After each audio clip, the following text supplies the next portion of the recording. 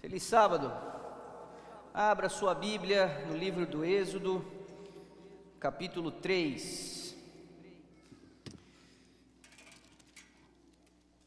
Êxodo, capítulo 3. Estava fazendo umas contas ali, antes de entrar, conversando com Elias, e aproximadamente eu já devo ter pregado este sermão aqui umas 10 a 14 vezes, no mínimo.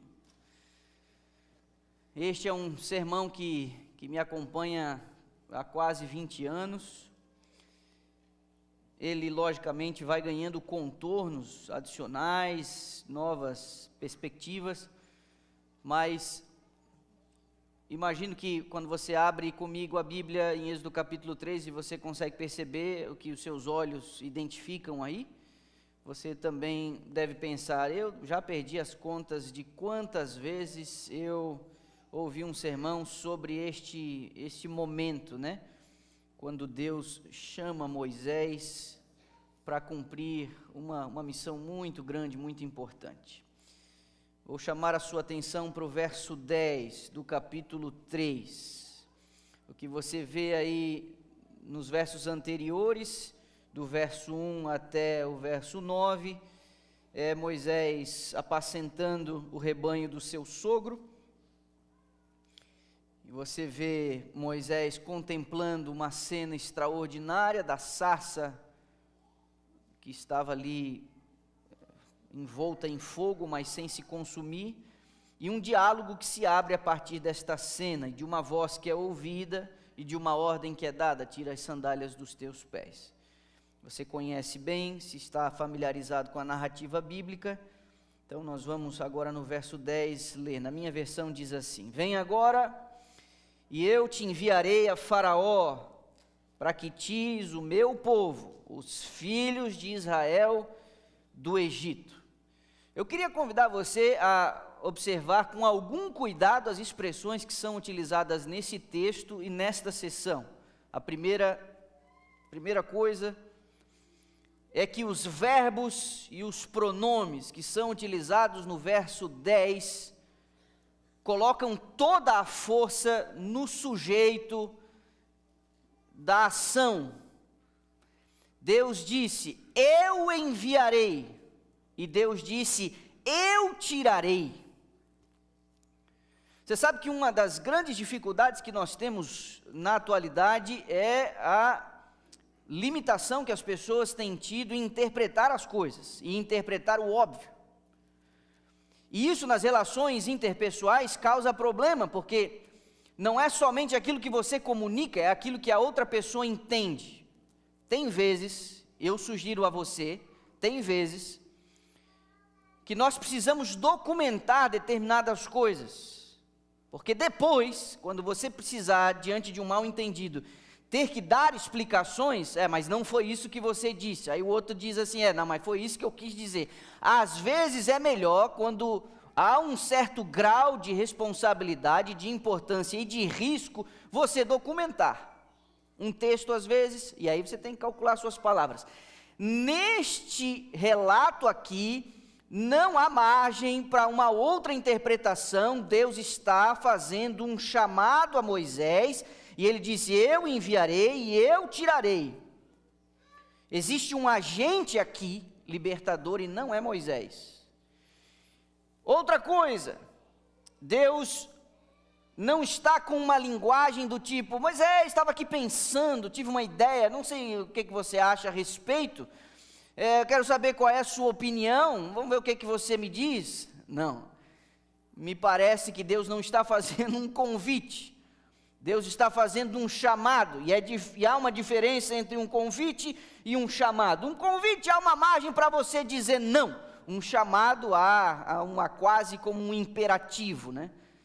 Vou fazer isso, vou enviar.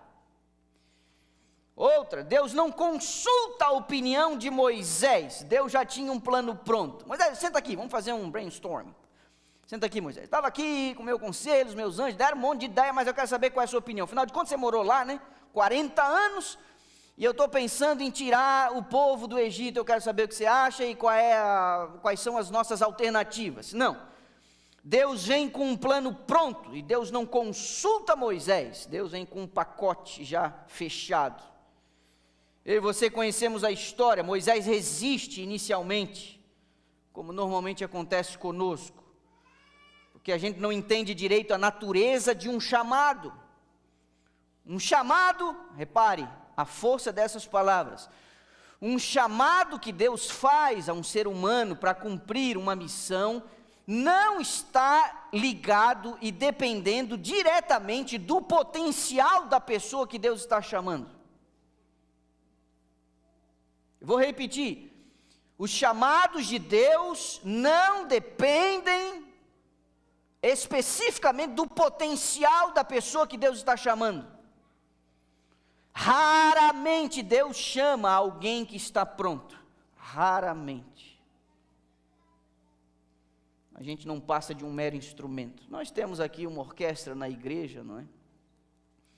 Aqui alguns instrumentos, do lado de cá ficam os instrumentos de sopro, do lado de cá cordas, aqui outros, temos aqui alguns instrumentos ligados à percussão.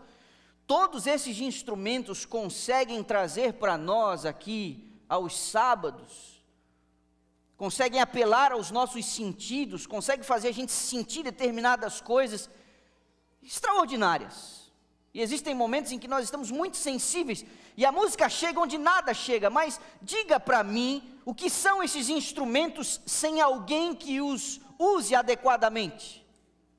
Eles não são nada, eles não conseguem nem emitir som sozinhos, e uma mão sem habilidade, com esses instrumentos aqui, ela vai conseguir no máximo fazer barulho, porque o que está por trás do instrumento é aquele que o manuseia. E quando Deus faz um chamado, eu e você somos como estes instrumentos.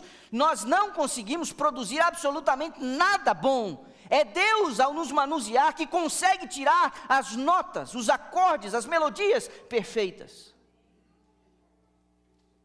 Moisés não entendia muito isso direito. E por muitos anos, ao olhar para o capítulo 3 e 4 de Êxodo, eu sempre olhei a hesitação de Moisés até como um sinal de virtude. Eu queria hoje cavar com você, ou observar essa reação de Moisés diante do chamado, sob um novo aspecto, sobre uma outra perspectiva. Que modéstia da parte de Moisés, não é? Finalmente Moisés descobriu que ele não pode nada, porque ele tinha meio que, dado uma vacilada feia, quando tinha algum tipo de influência política, quando tinha algum tipo ainda de entrada na corte, na cúpula egípcia, quando ele era alguém, podia ser considerado alguém que podia fazer alguma coisa, aí ele mata o egípcio. Você conhece a história, não é? Lá aparentemente ele estava habilitado, aí ele fica lá 40 anos, é interessante porque quando ele escreve o livro de Êxodo, é ele mesmo o autor desse capítulo 3, ele coloca, estava Moisés apacentando os seus rebanhos, é isso que a Bíblia diz? O que a Bíblia diz? O que a Bíblia diz? Verso 1, depois de 40 anos, Moisés, que coisa, será que você não tinha como aprender um pouquinho com Jacó? Não, depois de 40 anos, ele era ainda empregado do sogro, os rebanhos não eram dele. Me parece que Moisés perdeu um pouco a motivação.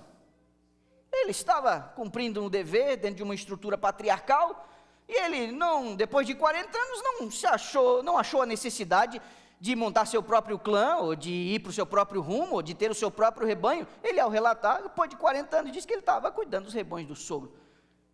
Aí você pode dizer, não, mas o que era do sogro era dele e tal, porque era herança. Não, mas me parece que ele não está muito motivado com as coisas, não. Pois bem, Moisés, nessa abordagem de Deus, ele não foi chamado para ser o libertador. Moisés não foi chamado para ser o libertador, porque essa posição já estava ocupada. Havia um libertador. E aqui há uma grande diferença. A reputação de Deus estaria em jogo, não a de Moisés. Ao atribuir para si a prerrogativa de libertador, quando ele diz, eu tirarei, Deus diz: a reputação, é a minha reputação que está em jogo. Os profetas, mesmo eles, vocês sabem que eles tinham alguma dificuldade para entender isso. Mas não só os profetas, nós também, que servimos a causa de algum jeito. Tem um outro sujeito que vai a Nínive depois, lá mais tarde, fica muito chateado, mas sobre Jonas a gente vai falar um outro dia. Moisés recua diante do chamado, mas Deus não estava listando as habilidades do filho de Joquebede. Na perspectiva de Deus, Moisés só precisava estar no lugar certo e na hora certa, e o resto seria com Deus.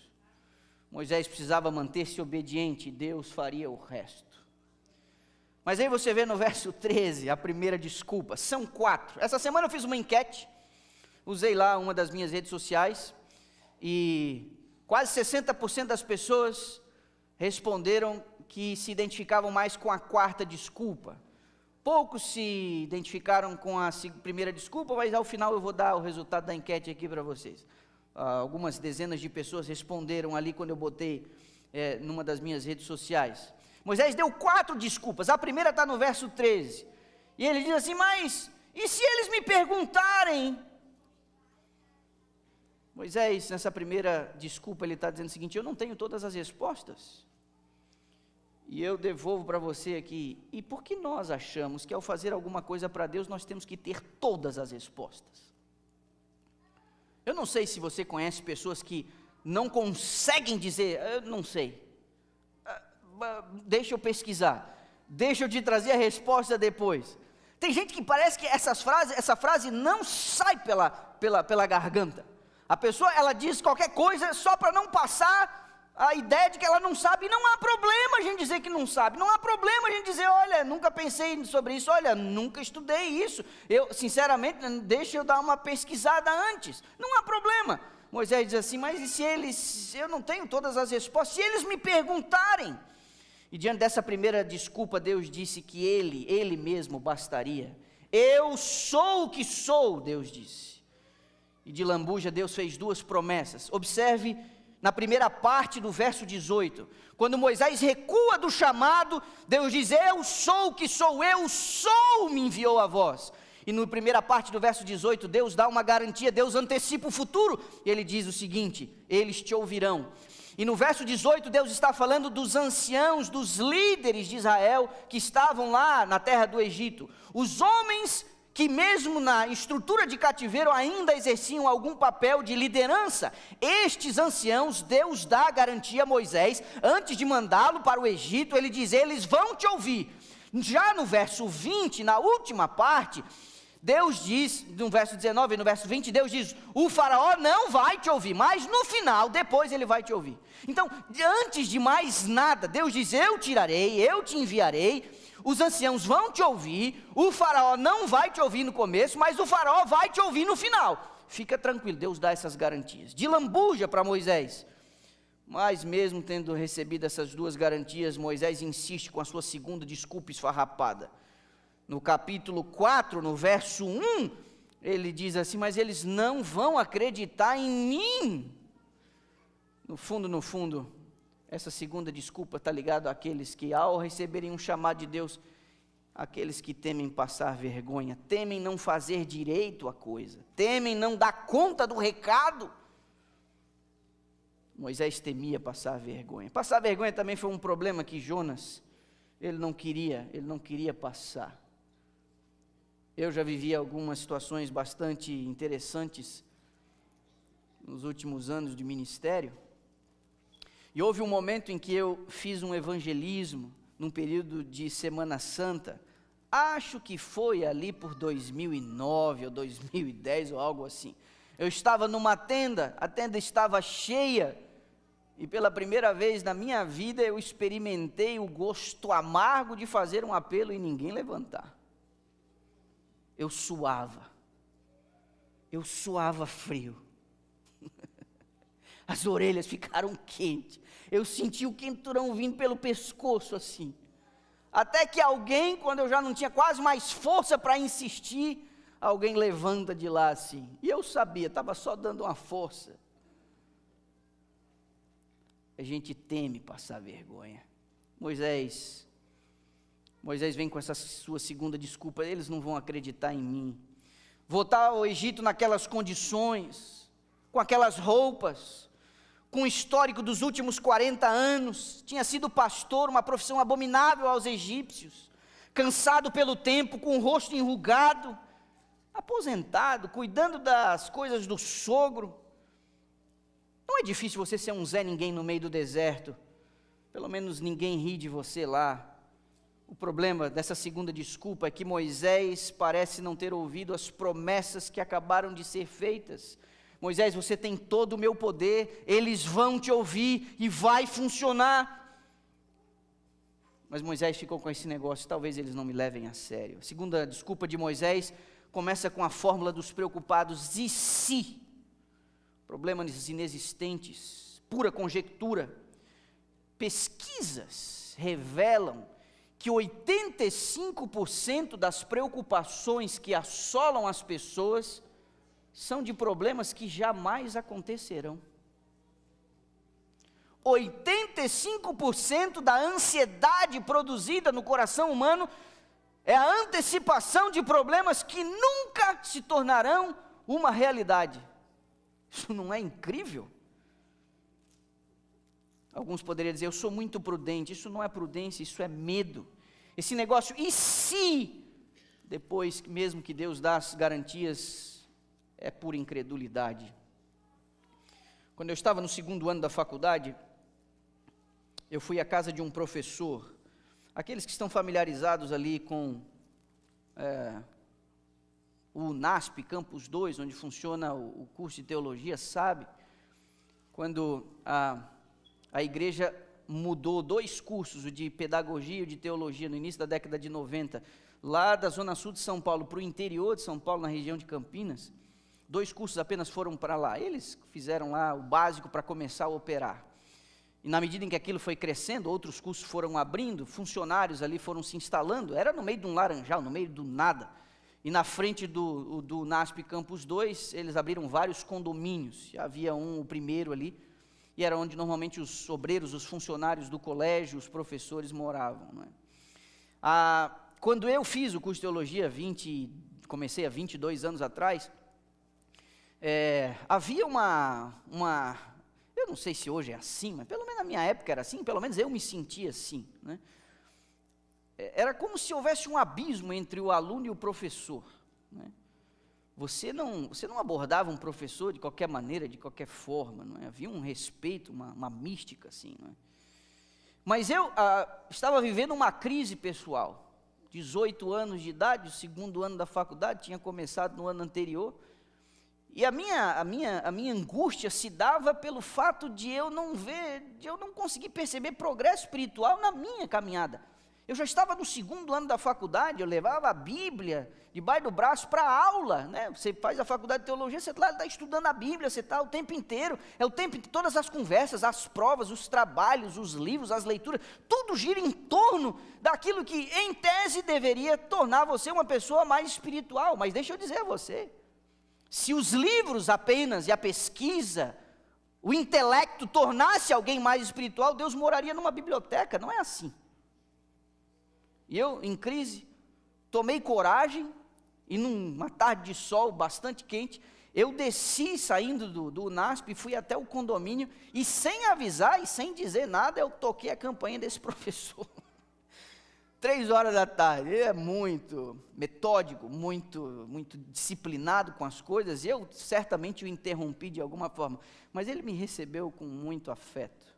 Sentei ali no seu escritório, e eu disse a ele: olha, faz quase 2 anos que eu não tenho um pastor, porque você sai da casa dos seus pais, você sai lá da sua igreja, e você vai para um lugar como esse, o que mais tem é pastor, mas ironicamente, você mesmo num lugar cheio de pastor, você não tem o seu pastor, porque não tem assim, aquele lá que é o seu pastor, você bem que tem que eleger alguém que vai ser o seu pastor, você tem que se apresentar: eu quero ser sua ovelha, né? Mais ou menos assim. Eu fui na casa dele, e disse: olha, eu não tenho com quem falar, e eu estou vivendo esse drama aqui. Abri meu coração, dizendo: eu não vejo progresso. Eu não vejo que a minha vida de oração melhorou, eu não vejo que meu amor por Cristo melhorou, eu até fico admirado e me sinto até com medo, porque quando eu vejo os meus colegas, eles fazem perguntas tão inteligentes, algumas dessas coisas que eles perguntam e dizem lá, eu não faço a mínima ideia do que eles estão dizendo, porque eu estava cercado de gente que já tinha sido ancião de igreja, tinha sido líder de igreja, tinha participado de comissão, não, eu cheguei lá com recém, tinha feito 17 anos, me sentia assim muito pequeno, e ele me olhava, mas me olhou com uma ternura, uma compaixão, não é? Pastor Jorge Mário de Oliveira, e ele deixou eu falar, e é interessante porque ele já sabia o que ia dizer, mas ele deixou eu falar, e eu falei, e ele disse assim, esse drama seu, não é o seu drama, esse é o drama da vida, daqui a 20 anos você vai perceber, que você precisa estar vigilante, para continuar crescendo em sua vida cristã. Por quê? Porque é justamente essa batalha entre a sua natureza carnal e a sua natureza espiritual, esse é o verdadeiro indício de que Cristo está lutando pelo espaço, pela supremacia na sua vida, porque naturalmente você está em rebelião contra Deus, essa é a natureza humana. Então esse não é o drama de um estudante de teologia no 2º ano, de um menino de 18 anos, não, esse é o drama da vida e vai te acompanhar. Poucos meses atrás eu liguei para ele, pastor, ele estava no aeroporto, indo de um lugar para um outro, já está aposentado, liguei para ele, conversei um pouco, disse algumas coisas, ele disse, Manolo, nós vamos ter que conversar com mais calma, estou aqui quase embarcando, mas lembre de uma coisa,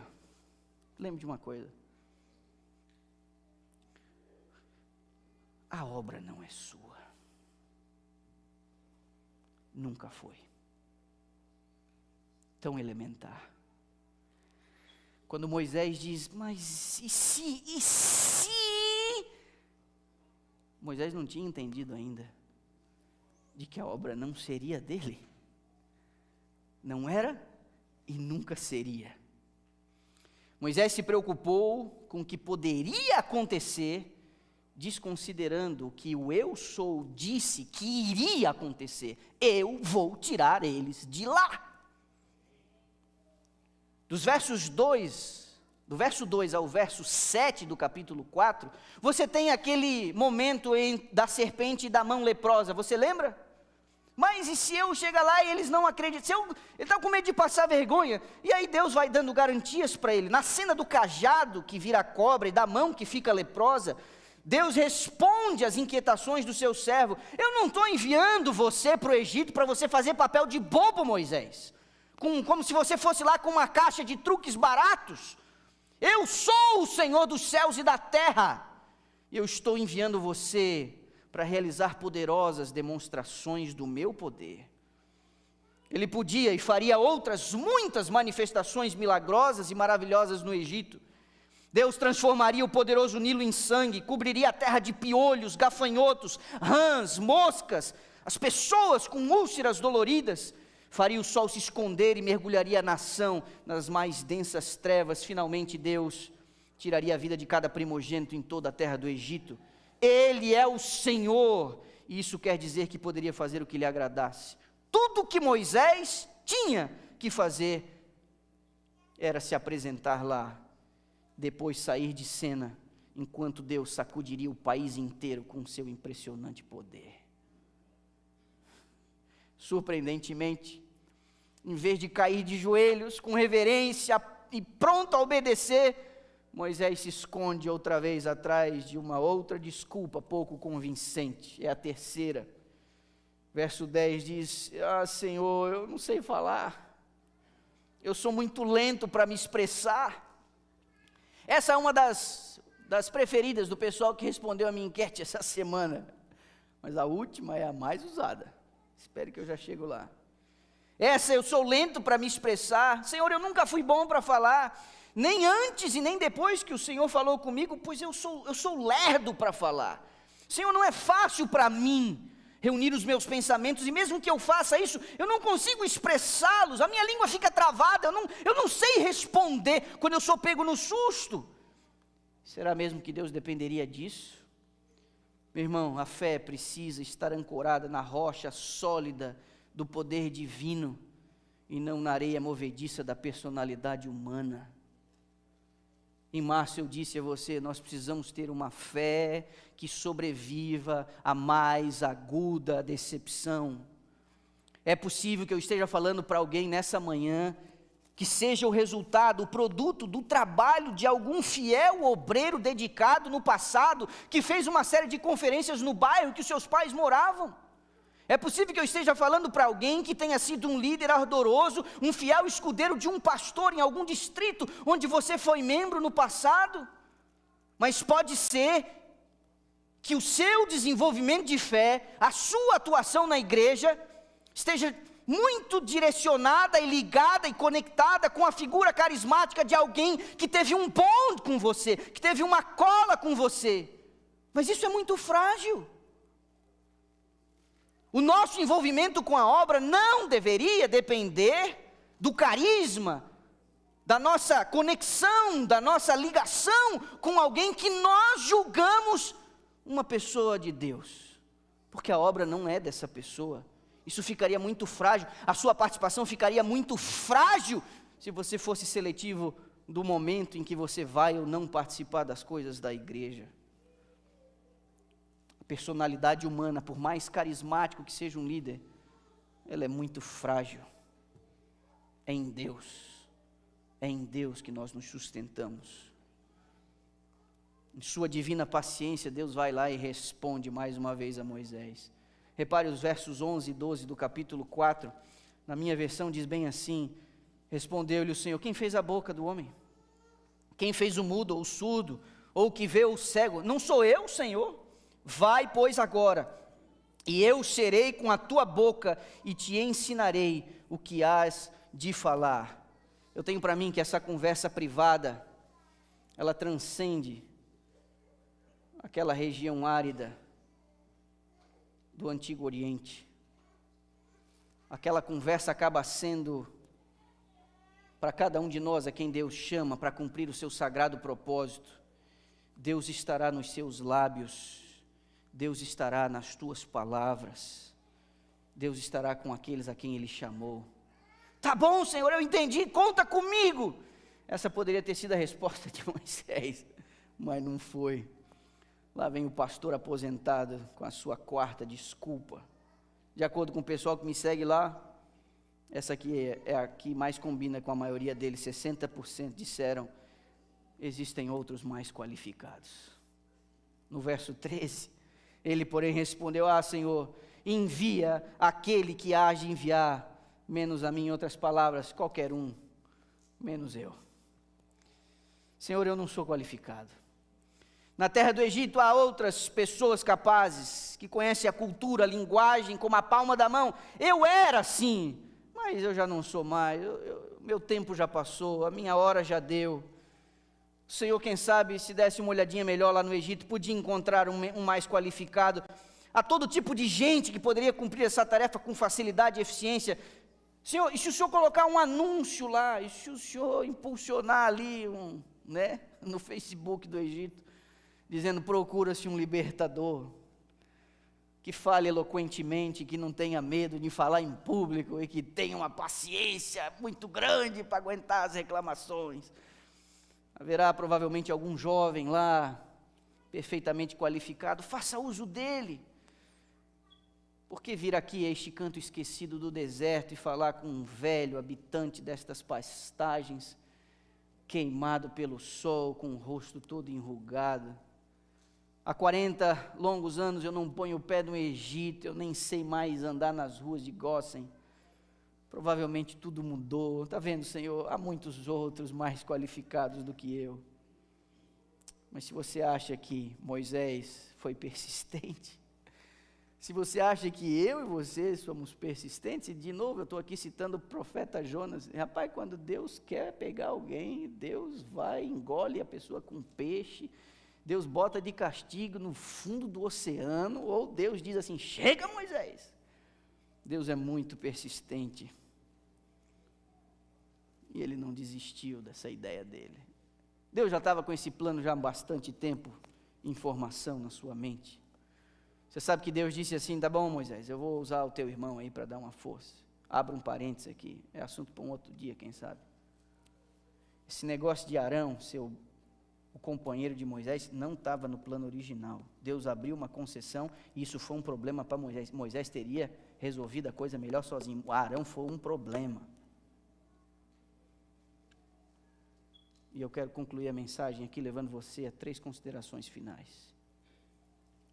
Primeira, no chamado de Deus, você precisa se certificar de que é a voz de Deus. A serva do Senhor nos dá uma pista de como a gente consegue perceber se o chamado é de Deus ou não. Primeira pista. Ela diz que Deus fala conosco através das Escrituras. Você está lendo a Bíblia, e quando você lê a Bíblia em comunhão, com seu coração aberto e humilde, Deus faz o teu coração queimar, e o Espírito chega a dizer para você: é isso aqui que eu estou falando com você. É isso aqui que eu estou falando com você. Isso aqui é para você hoje. Às vezes o texto, ele tem uma interpretação específica, mas na nossa relação com Deus, Deus se comunica através da palavra, e às vezes o texto diz a você: isso aqui é o recado que eu estou dando para você. Bíblia. Bíblia. Segunda, serva do Senhor diz que Deus fala com seus filhos pelas impressões do seu espírito. O seu coração fica inquieto. A inquietação é uma das ferramentas para o Espírito de Deus tirar a gente da zona de conforto. Você fica numa condição, falta a paz, falta o sossego, é como se não houvesse graxa na engrenagem, é como se as coisas estivessem arranhando. O Espírito de Deus fala conosco, e quando nós nos rendemos àquilo que suspeitávamos ser a voz do Espírito, a paz envolve o nosso coração. E quando você faz isso em conexão com a Bíblia falando, e você entra em paz pelas impressões do Espírito no seu coração, Deus está falando com você. Nessa de Deus falar com você, Ele usa pessoas que construíram com você uma história, pessoas sábias. Às vezes pode ser um filho ou pode ser um pai, alguém da sua confiança na igreja, um ancião, alguém com um lastro espiritual, alguém que olha para você e diz, te dá uma dica. São amigos que contribuem espiritualmente com a sua caminhada. Ouça estes amigos, Deus fala através deles. E o terceiro, através do curso da providência, portas que se abrem e portas que se fecham. Há indicações na forma como as coisas acontecem à nossa volta, onde Deus está dizendo: vai por aqui, meu filho. E às vezes isso se dá por decisões da igreja, por indicações da igreja, por não indicações da igreja. Curso da providência. Isso se dá nas mais variadas coisas. O tópico hoje é o chamado de Deus. Como você entender que Deus está chamando você? Bíblia, pessoas sábias, as impressões do Espírito, o curso da providência. Eu e você precisamos ter uma vida dirigida pelo Senhor. O meu desejo, na condução deste rebanho, é que a gente tome consciência de que cada um de nós tem um papel a exercer, e nós somos como um mero instrumento na mão do Senhor. O nosso potencial nunca foi levado em conta, as nossas habilidades nunca foram necessárias, porque a maior característica de alguém que Deus usa é alguém que admite caminhar na obediência, não causando e travando nenhum impedimento para que Deus o use de forma poderosa para o cumprimento do seu sagrado propósito. Essa é uma realidade tão forte, que as promessas feitas em relação ao tempo do fim indicam que Deus vai usar os mais improváveis. As crianças, os idosos, aqueles que já não têm nem força e mesmo os que não têm experiência, para deixar claro que o cumprimento da profecia vai ser única e exclusivamente pelo poder de Deus. Instrumentos humildes, a serva do Senhor diz. Deus vai tirar do caminho aqueles que se acham necessários e vai levantar instrumentos humildes. Nós podemos dar uma de Moisés, aparentemente modesto, arrumando desculpas, se esquivando atrás das nossas percepções e da nossa limitação, ou vamos dizer, de bate pronto como Isaías: tá bom, Senhor, envia-me a mim. A resposta é nossa.